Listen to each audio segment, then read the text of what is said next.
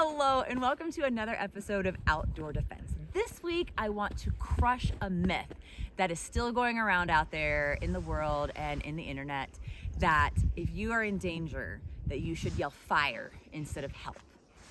And I'm here to destroy that myth. If you need help, you should yell out, I need help. It's okay to do that. Now, I understand why this myth exists. It's because a lot of times people, bystanders, are less likely to help in a situation if they think it's a domestic issue or if they think the issue is related to a sexual assault.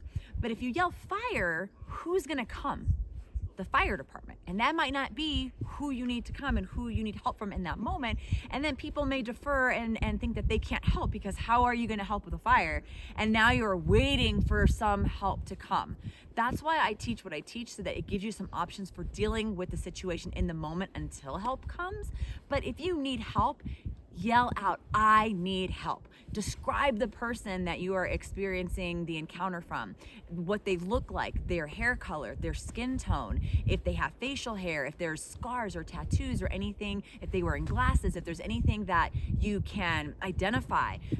Call out what they're wearing too, but we want to call out things that they can't change very quickly in the bathroom.